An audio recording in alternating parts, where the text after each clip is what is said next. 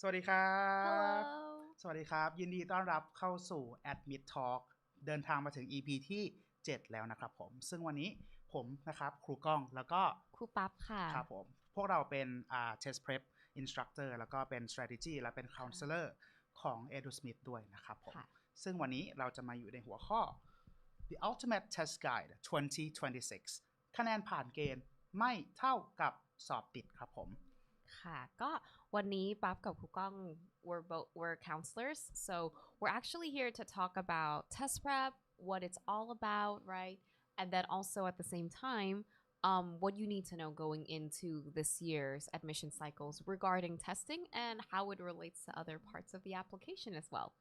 Very good. So in this talk, we'll probably conduct our talk in both Thai and English, so people tuning in can probably understand what we're saying from both overseas and both Thai students as well. Okay, that is great.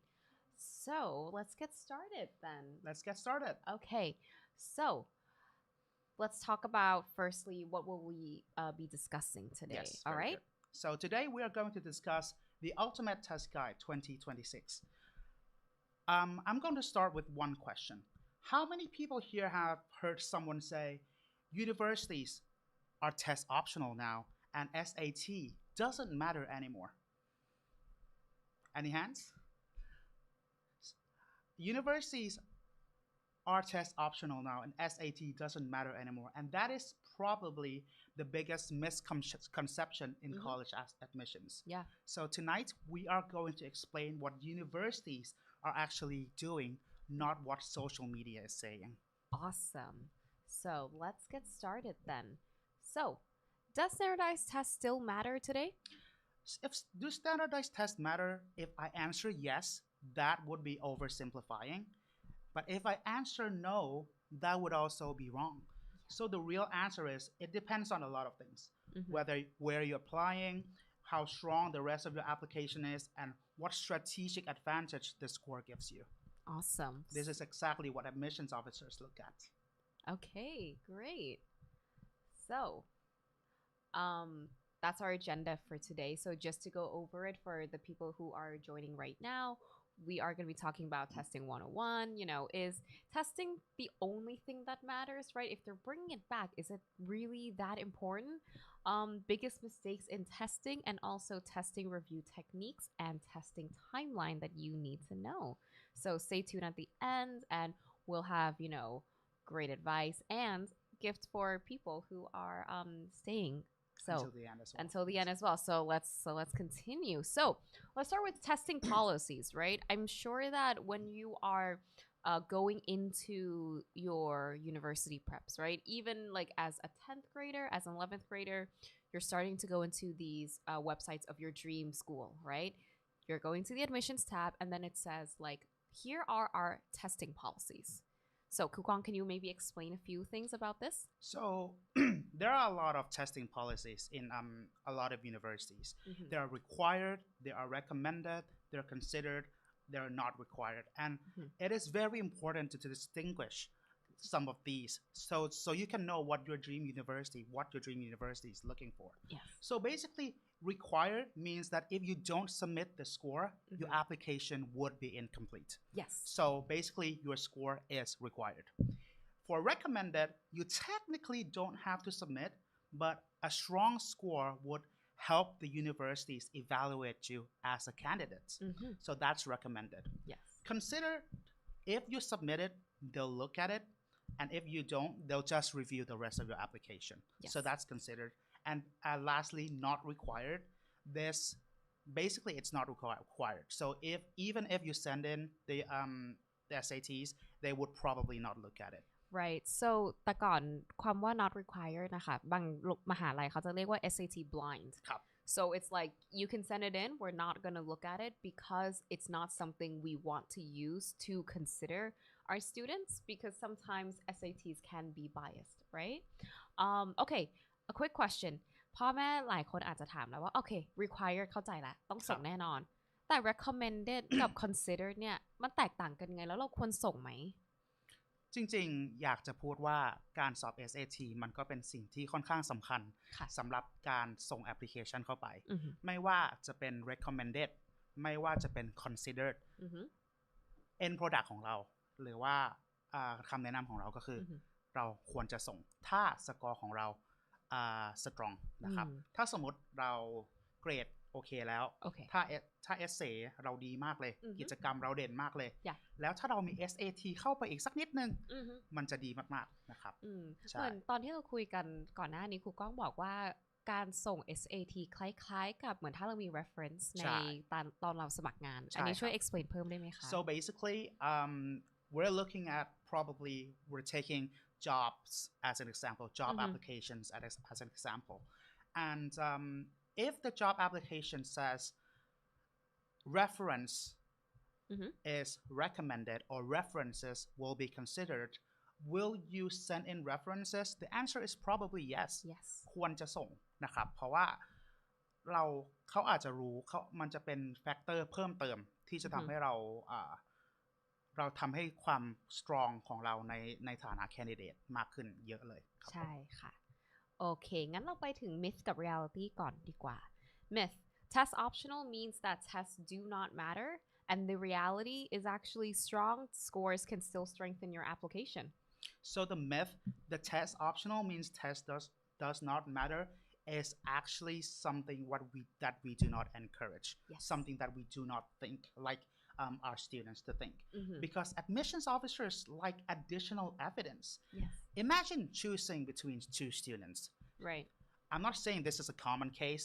but if two students has the same GPA they're both 4.0 students they have the same kind of essays that one has a strong SAT and one doesn't what kind of student or which students will stand out it would probably be the students with the SAT right and not only that but if we are considering the top universities most likely everybody has a 4.0 GPA that is true right so what else are we distinguishing or even if you have the 4.0 GPA and you have the 1590 right maybe that will help you with the edge over a kid with a 4.0 but with a 1570 that is true so basically nowadays a strong score, a strong academic score like 4.0s or a 1590 in SATs are not actually a privilege anymore, are not actually an advantage anymore. It's kind of a minimum for a lot of universities.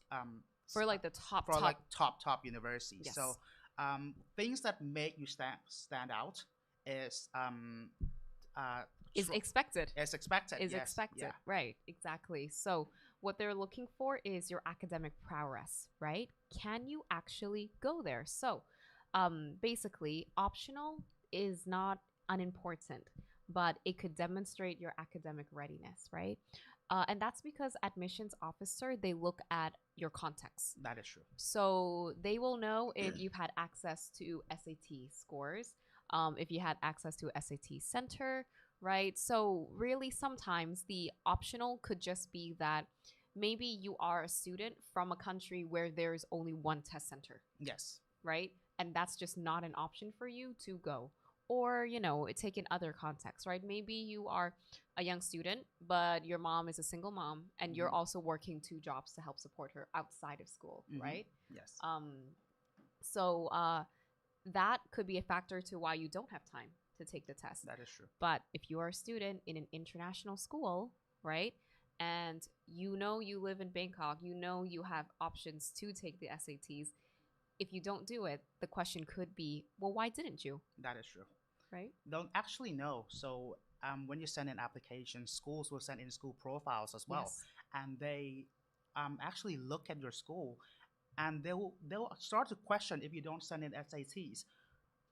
Why doesn't this student take the SAT since they're in like a highly recognized institution and stuff like that? They live in Bangkok. They live in capital cities. Your school is an SAT test Your center. School, yes, is an right? SAT test So there's center. not really an excuse for why you didn't take an SAT score. So again, it's about it's about the context that you live in. That but is true. If the context you live in gives you access to take the SATs, then the question would be, why didn't you?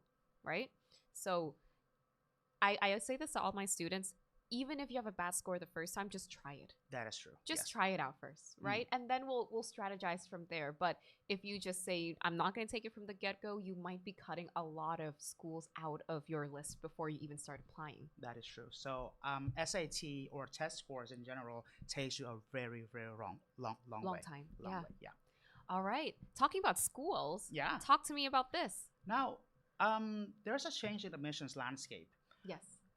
Let me take you back to 2020. Okay. When there's a COVID and everybody was At miserable. home. Yeah. Yes. Everybody's at home. Everybody's in lockdown and everything. Mhm. So students cannot actually go out and Yes. take SATs or ACTs or Mhm. IELTS, TOEFL, whatever. Because it was dangerous. Because it was dangerous. Basically, you have to wear masks everywhere you go Exactly. in 2020. And it is actually very hard to take SATs back in 2020. So universities actually come up with a policy that, okay, test scores can be optional. Mm-hmm. But that's 2020. Yeah. Now, they actually conduct researches when tests are still optional, that whether they should bring tests back or not. Yeah. And interestingly, if we look at the slide we have here, a lot of top schools in the US, like Yale, Brown, Stanford, Harvard, UT Austin, these colleges are SAT required, Mhm. except for Columbia and Princeton, which will require SAT in the next admission cycle. What do you think about this, Pipap? I think that's a trend, right? เราเห็นpath แล้วค่ะว่าแต่ละมหาลัยเขาจะทำยังไงกันซึ่งส่วนใหญ่เราก็จะรู้ว่าถ้าหนึ่งมหาลัยทำ the rest will follow, right? Yes. So if a student is, if Harvard and Yale and Stanford are saying, guys, we're bringing the SATs back, sooner or later the other colleges will do the same too. And sometimes they do it because sometimes they take a little bit longer because it's just logistics on the inside, right? It's not like, yeah, we're going to bring it in right away. So Columbia's bringing it back in, and then Princeton's bringing it back in is indicating that there's something happening that they need to bring it back in. Yes, basically. So let's say if your students applying in 2028, just basically decide that all of the universities are SAT required. Yes. All of the top universities.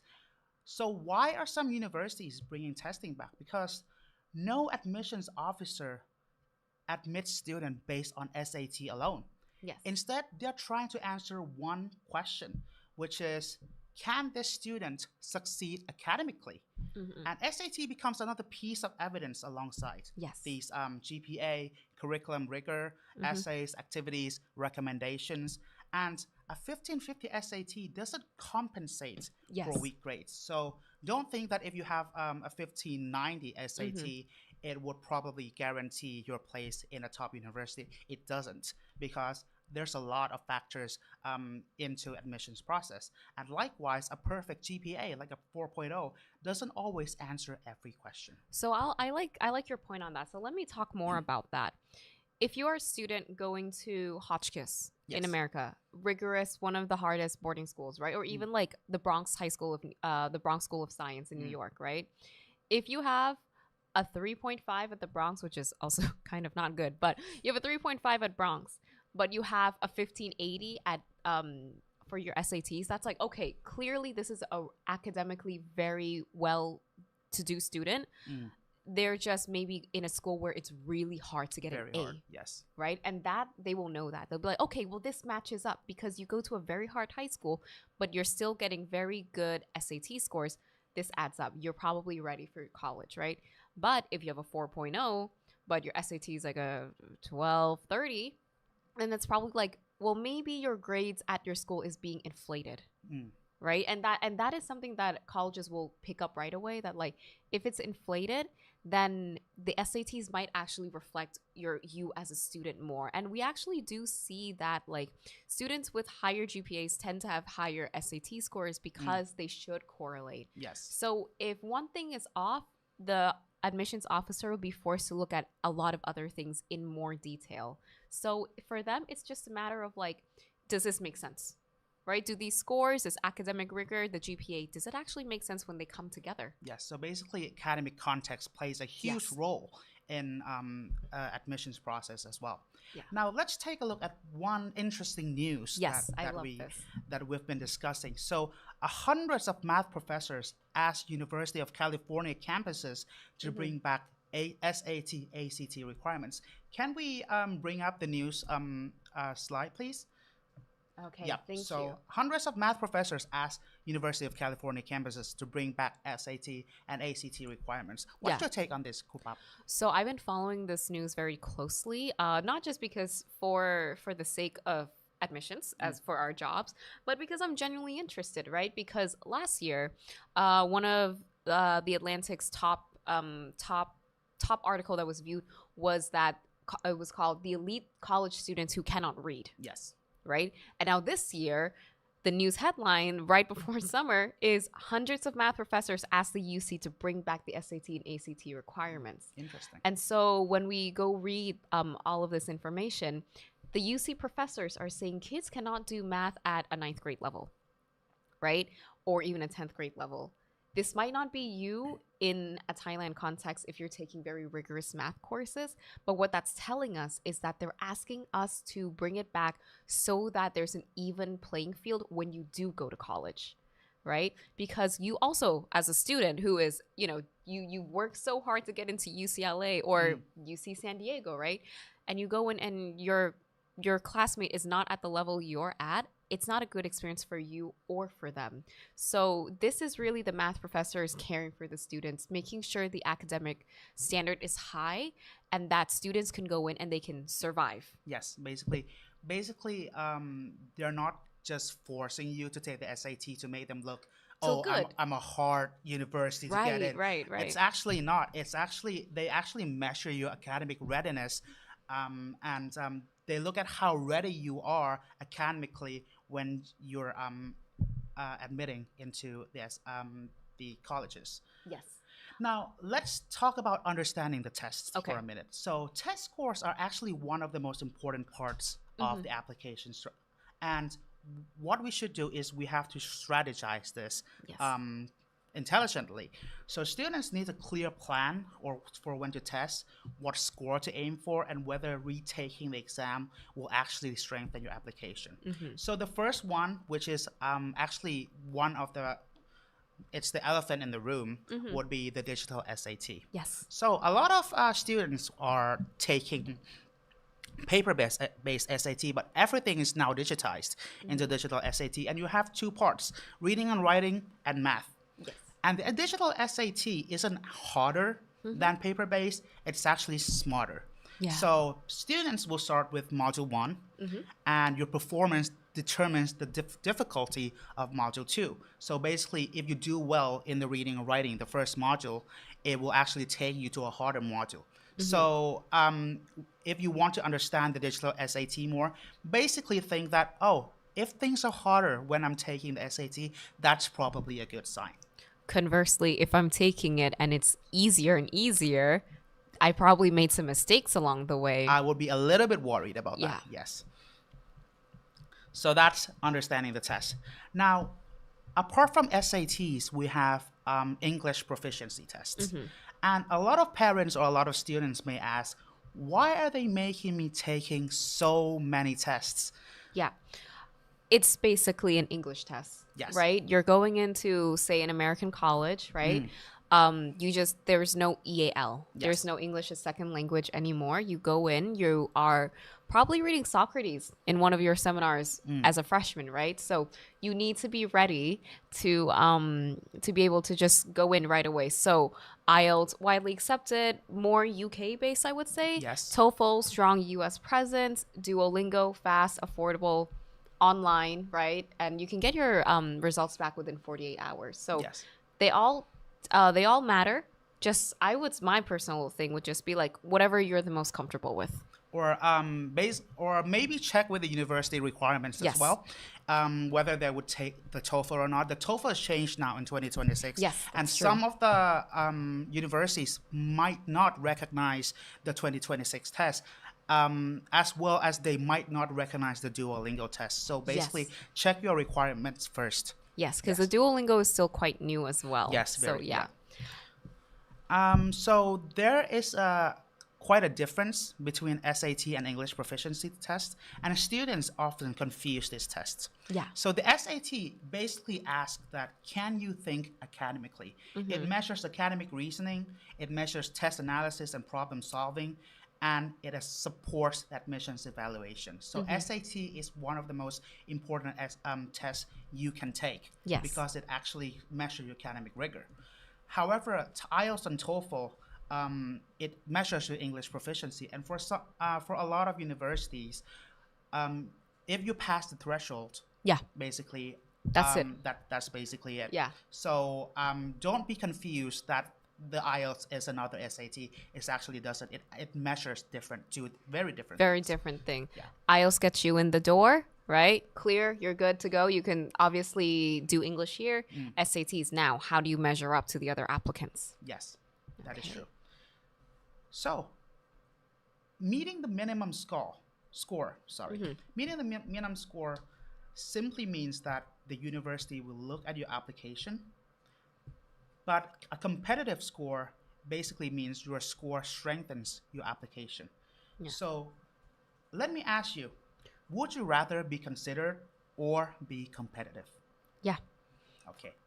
ครูปั๊บรบกวนสรุปเป็นไทยสั้นๆเรื่องของ SAT กับ IELTS TOEFL ให้หน่อยนะครับได้ค่ะก็คือถ้าเป็นIELTS TOEFL นะคะก็สำหรับ admissions นะคะก็คือเขาแค่ดูเลยว่าเราสามารถไปเรียนภาษาอังกฤษที่โรงเรียนนั้นได้ไหมแต่ว่าถ้าเป็น SAT เขาจะดูว่าเราไปเรียนไหวหรือเปล่าแค่นั้นเลยค่ะใช่ครับโอเคค่ะงั้นเราขอย้ายไปเรื่องต่อไปนะคะก็คือเรื่อง benchmark ของ SAT ค่ะโอเคครับผมซึ่งbenchmark เราก็เห็นหลายๆสกอร์นะครับทั้ง 1,350 1,450 1,500 1,550 เดี๋ยวยังไงให้ทีมงานโชว์ให้ดูนะครับสไลด์นี้ครับโอเคค่ะงั้นเดี๋ยวปั๊บขอเข้าไปนะคะคือ so benchmark เนี่ยมันมีหลาย benchmark แต่จากที่เห็นนะคะแต่ว่า minimum อ่ะปั๊บอยากให้ทุกคนเอม 1,350 ก่อนตอนที่เราสอบครั้งแรกนะคะ so basically a 1550 won't guarantee your admissions. No. Same as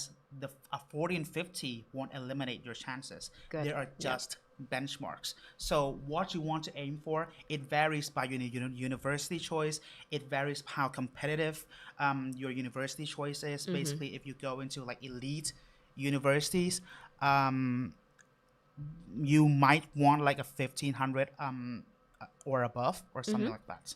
Okay, so let's take a look at which schools, right?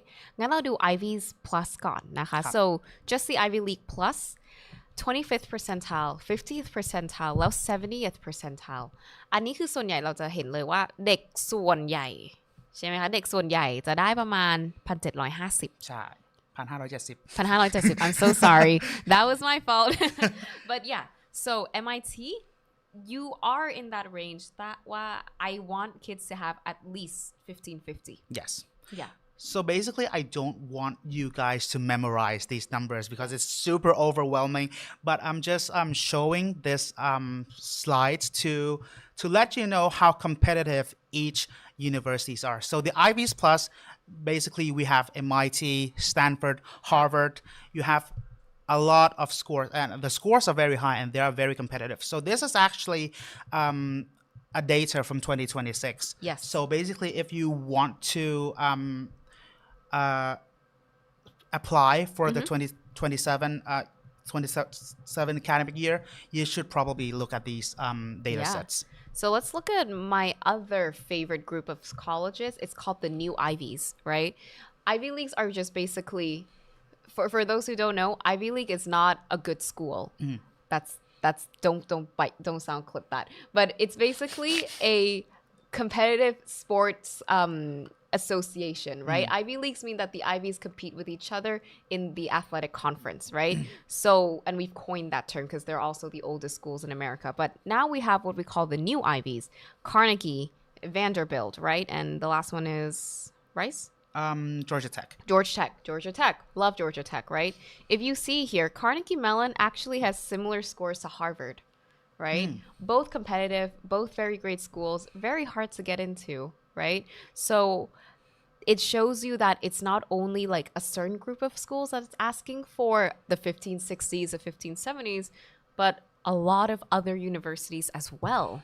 Yes. So basically, the scores are getting more and more competitive each year as well. Yes. If you go to the underrated Yeah. part, which is the next slide, you will have Purdue, you have State. Penn State, and Virginia Tech. And these scores are actually, again, they are benchmarks as well. But if your scores are high or in the 75th percentile, test scores might not be something you should worry the most about. Yes. I will also say very quickly, Purdue Computer Science or Aerospace Engineering, they're probably, very good. it's probably not 1470 for their 75th percentile. It's probably in the 1500s as well. Yeah. Because it's one of the best and hardest programs in the country as well. So not just the school, but also the majors you're applying for as well. Very good. So what you can do if you're applying for 2027, you can search up Google and Google your university of choice, Yes. and then add the word common data set in Yes. there, and it will actually show the scores or the SAT scores students normally get admitted in. All right. Case studies, Now. everybody's favorite thing. Everybody's favorite. So let's play a little game. Okay. We have student A with a GPA of 4.0, but they don't have an SAT. However, a student B, they have a GPA of 3.9, but they have an SAT of 1520. Let's play a little game. Let's tune in and let's put in the chat box. Who do you think would get admitted? Yeah. Let's wait for our answers to go in. You can type it on the chat box. Let's see. Ah, B. Okay. Lots of B's. lot of B's. Few B's. A few B's. Okay. All right. Yeah. The answer. You guys are correct. Yeah, the answer is we don't know. I don't would. know. Yeah. I have my own opinions, but why Yeah. don't you explain it first? So the reason I said we don't know is because admissions isn't basically like a spreadsheet. You don't put two students together. Oh, this one has an SAT. They get admitted. Congratulations. It's not like that. That's true. Maybe student A founded a nonprofit, or maybe student B had an easier class, or something like that. Maybe one wrote a phenomenal essay. So SAT is only one variable. So I don't want you to think after this session, I don't want you to think that, oh, if I have a 1950 SAT, I would but I would definitely get admitted, because that is not correct. And I also want to say kind of what we said earlier in the webinar, that maybe your school just is very hard to get an A, right? There are some schools that I know that, the highest grade a teacher will give you is a B. Yes. Right? And so the colleges will be very aware of that. So maybe you do have a lower GPA because your teacher never gives an A, and that will pull it down, right? And that's a lot of case in a lot of boarding schools in America as well, right? Yeah. Very good. Now, the three biggest testing mistakes. The first one, I see a lot of my students, they told me, I'm just going to go and take the SAT just to see what it's like. You don't really have to do that. Yeah. A lot of institutions, Adam Smith as well, and we recommend you to come to us and just take a mock test with us. Yeah. It is basically the same thing. Yeah. Basically the same thing. You don't have to waste your money. You don't have to waste your time. Yeah. You don't have to drive to your school to take the SAT, because that is not necessary. Yeah. Basically, you just take the mock test and see what it's like, because it's actually basically the same thing. So that's the first one, taking the test to see what it's like. Second would be studying without a clear plan. If you don't have a plan in anything, to be fair, not only studying, if you don't have a plan in anything, a lot of things would probably be jumbled together, and it's not a good thing when you're preparing for examinations. So what I would suggest is to set a specific timeline. If you're taking the SAT, set a time every day. If you're taking the SAT in, like, let's say in 2 months, for example. Right. whatever you do during the day, if it's 8 p.m., for example, stop everything and just Do it. review. Yeah, just do the it. SAT. Yeah. Or if you're taking it in a month, for example, I would recommend you taking two tests. Two tests. In 1 week. So basically, you can do some of them on Monday, Tuesday, Wednesday, Fridays, and more on Saturdays and Sundays. Yeah. I do want to add to that as well that the SATs is a standardized test, right? There is nothing that's completely new Yes. every time you go take it. So a lot of taking the SATs is just practice. Yes. Right? If you practice it well enough, if you do it enough, right, you're definitely going to be able to get there. But yeah, like just keep doing it, right? A lot of students will maybe in preparation as they're going into 12th grade, they still don't have the score they want. Some will do even like 1 to 2 practice tests a week. Yes. So like what you said, right? Like maybe Monday, Tuesday, Wednesday, you're going to do like questions. And then maybe 2 more days, Wednesday into Fridays, you're going to do the real practice test. Yes. See where you've improved, right? So yeah. So yeah, and the third thing is relying on test tricks instead of understanding. A lot of institutions in Thailand, they have a lot of tricks. They say things like, okay, if you do this trick, if you use this trick, you guarantee get a 1500. Yeah. Personally, I don't think that's correct. That's not a correct thing to do. What you want to do is to understand concepts and review your mistakes, and that will make you understand how well you did and what actually went wrong when you're taking the test. Yeah. So that would be my my personal opinion. What about you, Krupap? I think let's talk about math, right? A lot of the questions that you might find on the SAT tests are maybe math questions you've already done at school. And that's what they're testing too, right? Of like, have you done this test? Have you seen this before? Or have you taken enough hard classes? Because maybe if you're in IBHL math, you probably are expected to know a lot of these sets. That is true. If you are a freshman and you're taking geometry, obviously you're not going to know a lot of the context and the questions that you'll be expected to answer. And that's normal and that's fine because you're not supposed to take SATs in ninth grade, right? Yeah. So a lot of it is context and content that you have already learned, right? Another thing that I will say that will help your understanding, we've talked about literacy before, is actually to read. So for a lot of students, I know you guys don't have a lot of time, but especially for younger students, and you're like, how do I prepare? And like, I know I can't take the SATs yet. Read. Please, please, please read every day because that will help you when you come to it. So yeah. Okay.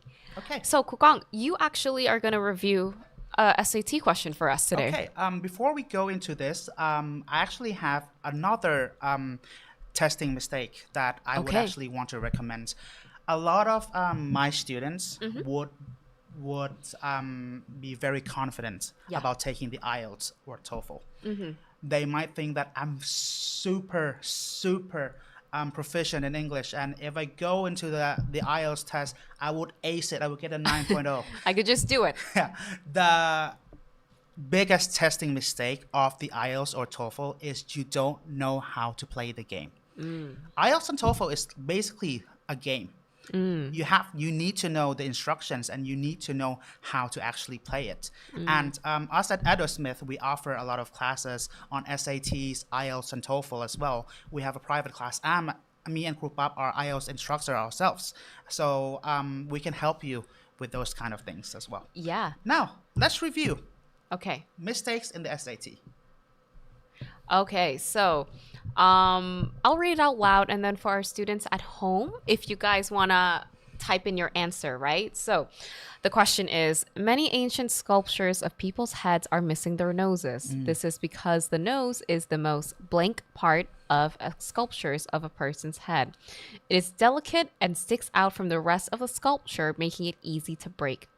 So which choice completes the text in the most logical and precise word or phrase? So, recognizable, fragile, common, or sophisticated. I'm going to give you a few seconds to type in your answers. How many minutes would they usually have to answer one question? I would say this one is probably quite straightforward. Quite straightforward. So I wouldn't say like 30 seconds or to a minute. That should probably be it. But harder questions, I would say like 132 minutes. But time management is crucial in testing. Yes. Especially IELTS, TOEFL, SAT. You need to manage the time very well. Yeah. So do we have some answers in our chat box? Which is the correct answer here? Yes. Mom and Dad, you can also join in as well. Okay, so we have B. We have B, fragile. Okay.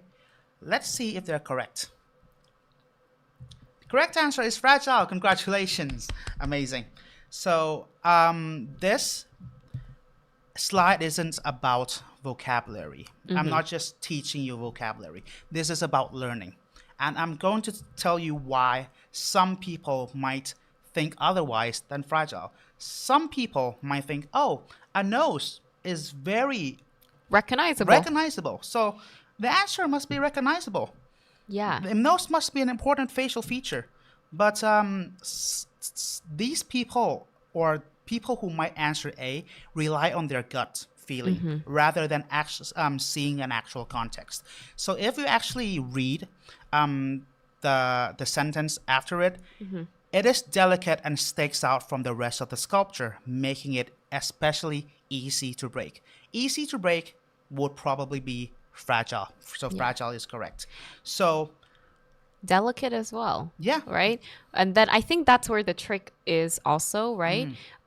If you look at just delicate, you might think sophisticated. If you only look at sticks out from the rest of the sculpture, you're probably going to think, oh, recognizable, right? But if you put all of that together, plus making it easy to break, it's much easier to come to the conclusion that it's fragile, because something that is delicate is likely to be fragile as well, right? Something that sticks out from a body is also the easiest part to break. And of course, it's easy to break. So the answer would be fragile. So when you recognize what your mistake is, which is basically relying on your gut feeling, you would probably review it one more time and say, okay, I relied on my gut feeling on this one. Maybe don't rely on my gut feeling so much. So this is how we review the mistakes in an SAT. Okay. Now, what high scorers actually do in the SAT, they don't just practice. They learn first, they review what's in the test first, and then they practice, and then they actually review the mistakes. They categorize the mistakes, learn from the mistakes, and then go back and repeat the process. What do you think about this, Kapupap? I think that's a very logical way to think about it. Like we said before, right? It's a standardized test. It is. Yeah. So like if you practice it a lot, you are also going to start having more pattern recognition. You're going to understand which questions you need more time on, which questions you need less time on, right? And then also it's important to not just do the test, but also learn from your mistakes. Yes. So I would say the most important part is actually review every mistake you make, right? And not just like, oh yeah, maybe I would, this is me as a high schooler. Yeah, I think I would have gotten this, right? But actually review it. Why did I make this mistake? How do I not make it again, right? So really make sure that you review every mistake, but then also review the questions you didn't get a mistake on, so you know yourself better, right? That is true. Yes. Yeah. So in testing, management is the key. Not just time management, but you managing yourself to do tests, to review tests, and to categorize mistakes as well. So make sure you manage yourself very carefully. And on that note, managing yourself, all about your confidence level too, right? Yes. You could be very, very well prepared, get a 15, 70, 80 every time you do a mock test, and that score could go away if you're not confident and you freak out. Yes. Right? Test anxiety is very real, so be confident and, practice to the point where you're confident you can go in and make the same scores again. That is true. So let's move on to our timeline. So this might be very important for the class of 2028 applying for universities. Yes. So my recommended period of time to take SAT is to review, to take a mock test. Come to us at Adam Smith. We actually have a lot of materials on SAT mock test, IELTS mock test, TOEFL mock test, and prepare from July to September. And my first ideal test date would be October, around October. So please note that the SAT, they don't have tests every single month. We have to check their calendar as well. And Ada Smith can help you with that to strategize things like this. So basically, take the SAT in October.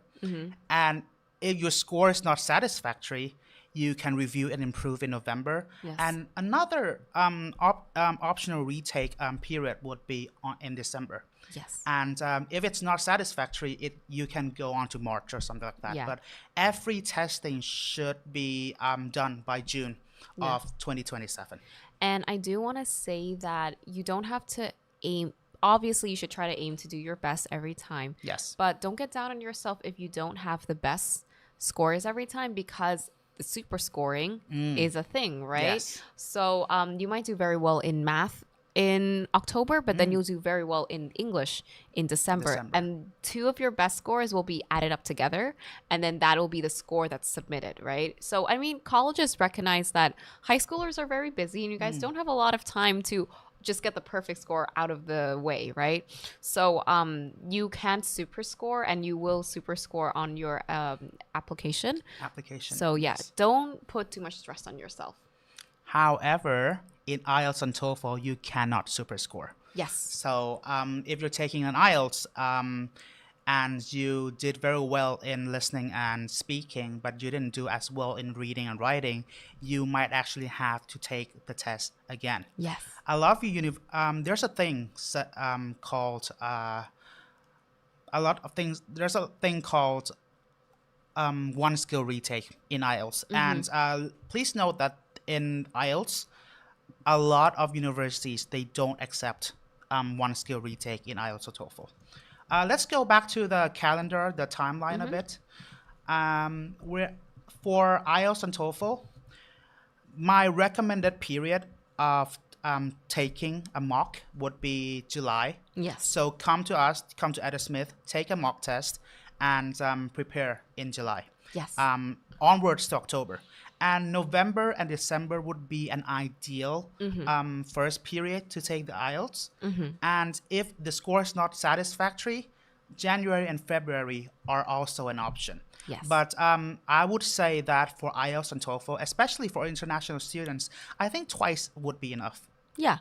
Twice, sometimes even 3 times, right? Sometimes, But like the goal is not to take the SAT test 10 times since you're a freshman, right? That's true, All right. Now, should you retake the test?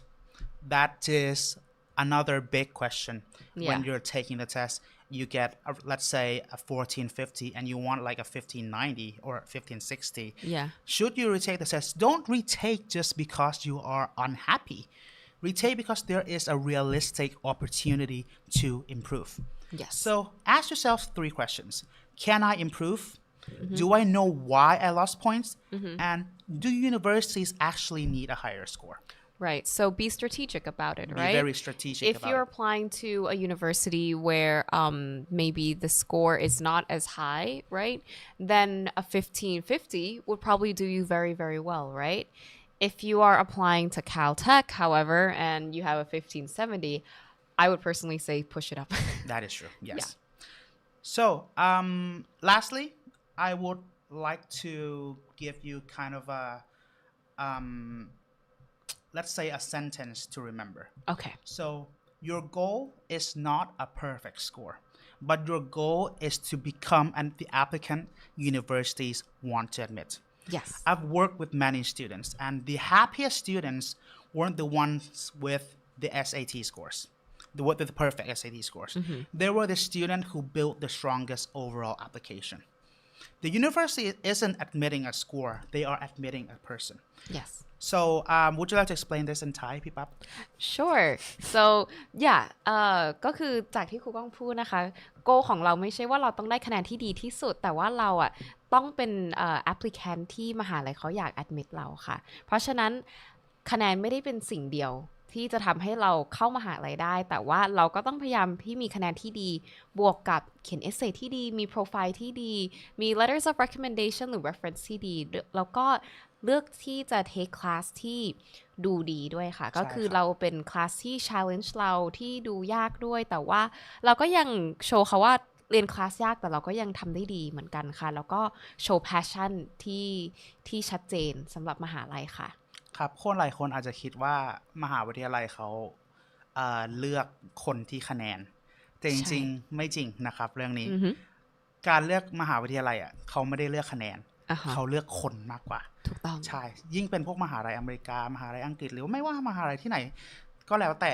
เขาจะเลือกคนว่าเราเข้าไปแล้วเราสามารถเรียนได้ไหมเราสามารถซักซีดเราสามารถประสบความสำเร็จกับมหาวิทยาลัยได้ไหมซึ่งคำถามที่ผมอยากจะฝากทุกคนไว้ก็คือเราต้องการเป็นคนแบบไหนคนที่ประสบความสำเร็จในมหาวิทยาลัยหรือคนที่แค่มีคะแนนสูงถูกต้องค่ะคะแนนเป็น accessory เนอะแต่ว่าเขาจะดูเราเป็น whole being ค่ะใช่ค่ะงั้นถ้าคุณพ่อคุณแม่คนไหนหรือว่าน้องๆคนไหนที่ฟังอยู่นะคะยังไม่แน่ใจว่าแล้วเราจะทำยังไงดีที่จะเป็นคนที่มหาลัยอยากเลือกที่จริงสามารถเข้ามาคุยกับพี่ๆได้เลยนะคะแล้วก็ที่ Edu Smith เรามี consultation ที่เรามาดูได้กันเรื่อง test strategy target score ของเราคืออะไรดีtimeline ของเราตอนนี้เราอยู่เกรด9เกรด10หรือเนี่ยกำลังจะขึ้นเกรด12แล้วพี่ปั๊บทำยังไงดีลองเข้ามาคุยกับเราได้ก่อนนะคะแล้วก็หลังจากนั้นเราก็จะช่วยน้องๆกับคุณพ่อคุณแม่ช่วยแพลนกันค่ะว่า next step ของเราคืออะไรค่ะครับทักไลน์ Edu Smith มานะครับเราก็จะมี free consultation ให้เป็น initial consultation 1 ชั่วโมงใช่1 ครั้งแล้วครับแล้วเราก็จะมี strategy ต่างๆเราจะมีการแนะนำต่างๆว่าเราควรจะสอบเมื่อไหร่เราควรจะทำยังไงบ้างกิจกรรมอะไรเราขาดเหลือนะครับ Edu Smith สามารถช่วยทุกคนได้นะครับซึ่งนักเรียนทุกคนมีเป้าหมายหลายๆเป้าหมายมีเป้าหมายที่แตกต่างกันออกไปมีมหาวิทยาลัยที่แตกต่างกันออกไปและก็มีจุดแข็งที่แตกต่างกันออกไปซึ่งแทนที่เราจะให้คำแนะนำเดียวกับทุกๆคนเราสามารถให้คำแนะนำที่มันเหมาะสมกับเด็กแต่ละคนได้ครับต้องค่ะใช่ค่ะแล้วก็อันนี้ก็เป็นคลาสของเรานะคะก็คือเราจะมี test prep ของเราทั้งปีนะคะแล้วเราก็จะมีที่เป็น reading writing workshop ด้วยค่ะแล้วก็เราจะมีพวก public speaking นะคะก็ตอนนี้ก็ยังมีคลาสที่จะเริ่มในช่วง October ออกัสอยู่ค่ะเพราะฉะนั้นถ้าคนไหนอยากทำSAT Summer Intensive หรือว่าเราจะมี Comprehensive เรามี Advanced ด้วยค่ะก็ทักเข้ามาคุยกันได้นะคะแล้วก็เดี๋ยวทางทีมเราจะช่วยประเมินว่าน้องเหมาะกับคลาสไหนค่ะก็สามารถสแกนQR code ได้เลยค่ะแล้วก็ตอนที่ระหว่างสแกนนะคะก็ถ้าคนไหนมีคำถามอะไรก็สามารถเขียนมาในกลุ่มแชทของ Zoom ได้เลยค่ะแล้วเดี๋ยวปั๊บกับครูก้องจะช่วยตอบค่ะได้ครับผมเข้าสู่ช่วง Q&A นะครับใครมีคำถามอะไรเราสามารถช่วยตอบได้นะครับเหมือนมีคำถามหนึ่งเข้ามาใน Zoom ผมแอบเห็นเมื่อสักครู่หรือเปล่าเดี๋ยวลองโชว์ให้ผมดูนิดนึงถามว่าถ้ามีเวลาน้อยควรเลือกสอบตัวไหนดี IELTS หรือ TOEFL ให้ครูก้องเลยค่ะก็IELTS หรือ TOEFL นะครับจริงๆไม่มีความแตกต่างกันนะครับมันแล้วแต่ว่านักเรียนแต่ละคนถนัดแบบไหนถ้าถนัดพูดกับคนมากกว่าถ้าถนัดสอบ speaking กับ examiner ที่เป็นคนผมก็จะแนะนำให้สอบ IELTS แต่ถ้าถนัดพูดกับคอมคิดว่าเรา comfortable มากกว่ากับคอมนะครับเราก็จะไปสอบ TOEFL ซึ่ง IELTS กับ TOEFL เนี่ยไม่ต่างกันนะครับถ้ามีเวลาน้อยผมก็แนะนำให้รีวิวก่อนมาทำ mock test กับเราก่อนแล้วก็ค่อยมั่นใจจริงๆค่อยไปสอบดีกว่าใช่ค่ะแล้วก็ IELTS กับ TOEFL ส่วนใหญ่เวลาเด็กสอบทั้งคู่อะค่ะปั๊บ convert ออกมาแล้วที่จริงคะแนนมันคล้ายๆกันเลยใช่คล้ายๆกันซึ่งตอนนี้ TOEFL เขาเปลี่ยนใหม่ด้วยก็จะเป็นแบนสกอร์คล้ายๆกับ IELTS จะเต็ม9 TOEFL จะเต็ม6ก็จะคล้ายๆกันเลยครับผมใช่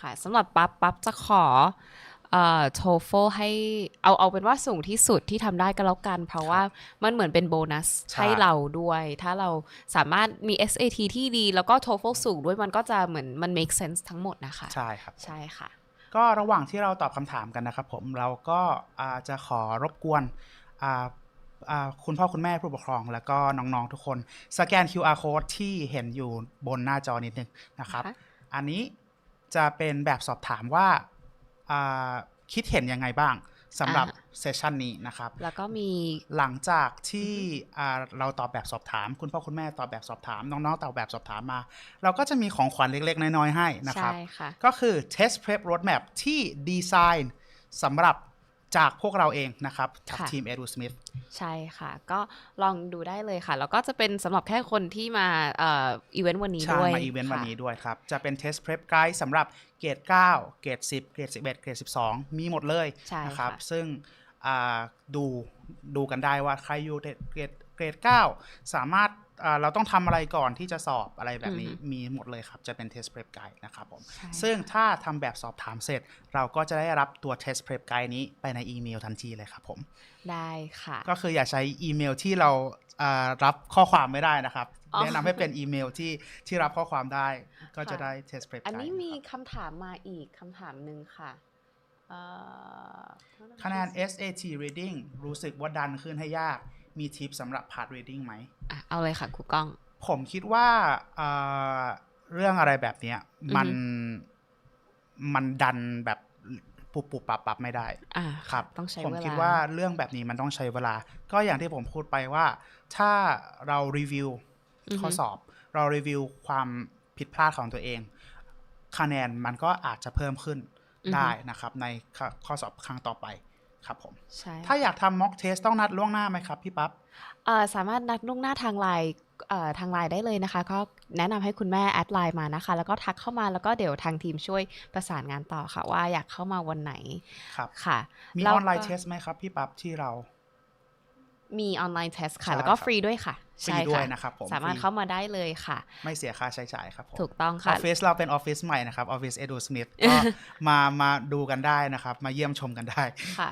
แล้วก็อีกเรื่องนึงเกี่ยวกับสำหรับพาร์ทภาษาอังกฤษนะคะคือปั๊บแค่อยาก emphasize อีกอย่างหนึ่งก็คือให้อยากให้น้องทุกคนอ่านหนังสือทุกวันเพราะว่าอันเนี้ยมันเป็นอะไรที่ฟรีแล้วก็ทำได้ง่ายๆมากเลยก็คือการอ่านหนังสือทุกวันนะคะมันจะช่วยให้เราสามารถ differentiate แล้วก็ pick out ได้ค่ะแล้วก็เวลาอ่านหนังสือนะคะอยากแนะนำว่าไม่ใช่แค่อ่านผ่านๆแล้วจบไปแต่ว่าต้องมีสกิลว่าโอเคอ่านแล้วเราเข้าใจจริงไหมถ้าเขียน summary ได้ก็ดีมันจะช่วย build skill อันนี้เข้าไปในตัวด้วยค่ะใช่ครับตอนนี้คือน้องอยู่เกรดไหนเกรด9เกรด10เกรด12ก็ควรทำอันนี้ทุกวันค่ะใช่ครับก็อยากจะบอกกันว่าไม่ใช่แค่สำหรับการเตรียมสอบแต่การอ่านเนี่ยมันเป็นอะไรที่สามารถ reinforce เราได้ทั้งในเรื่องการความพร้อมทางด้าน academic และความเป็นตัวตนของเราด้วยถูกต้องซึ่งจะช่วยต่อในตอนที่เราเขียน essay ด้วยใช่ค่ะโอเคแล้วอันนี้ต้องเตรียมแล็ปท็อปไปทำ mock test ไหมที่ศูนย์มีไม่ต้องค่ะใช่เข้ามาตัวเปล่าได้เลยค่ะเข้ามาตัวเปล่าได้เลยนะครับผมใช่แล้วก็ฟรีด้วยก็ไม่ต้องเอากระเป๋าตังค์มาด้วยก็ได้ครับผมใช่ค่ะสามารถเข้ามาได้เลยค่ะแนะนำลิงก์ให้ฝึกทำเทสไหมครับอันนี้อาจจะคือแล้วแต่เลยพี่ปาว่าสำหรับทำเทสนะคะว่าเราอาจจะไปเป็น resource ของเราได้แต่ว่าที่ Edu Smith เราก็จะมี resource ของเราเองด้วยค่ะสำหรับเด็ก Edu Smith ค่ะบางทีนะครับหลายๆท่านอาจจะคิดว่าการเตรียมพร้อม SAT ต้องทำเทสที่มันแบบหน้าตาจริงๆต้องเป็นแบบเทสจริงๆอย่างเดียวจริงๆหลายๆresource ที่เกี่ยวกับ SAT ถึงมันจะไม่ใช่เทสจริงๆมันอาจจะฝึกสกิลเราเพิ่มก็ได้ก็คือลองไปหาดูได้ตาม Google เลยครับผมใช่ค่ะโอเคค่ะแล้วก็ถ้ามีคำถามเพิ่มนะคะสามารถทักมาได้แต่ว่าตอนนี้เป็น Q&A สามารถถามทั้งเรื่อง test prep ก็ได้แล้วก็เรื่อง strategy มหาลัยได้ด้วยเลยค่ะ so yeah ถ้ามีคนอื่นมีคำถามแล้วก็รบกวนอย่าลืมสแกน QR code นะครับแล้วเราจะได้ของขวัญเล็กๆน้อยๆจากเรากลับไปค่ะใช่ค่ะโอเค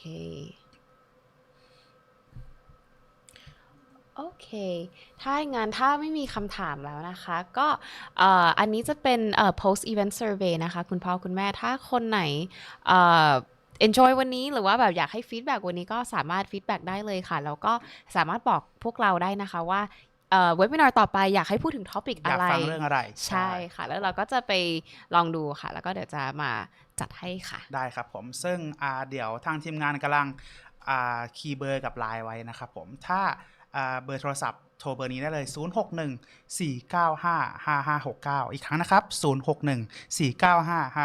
0614955569ครับผมและ Line @edusmith ครับผมใช่ค่ะโอเคงั้นขอบคุณมากเลยนะคะทุกคนที่มาอีเวนต์ของเรา so thank you for staying up so late at night for all the students watching please go read a book yes thank you very much I hope everybody enjoys this webinar. And if We'll you have see you anything at next all, time. yeah, we'll see you next time. All Thank you very right. much. Thank you,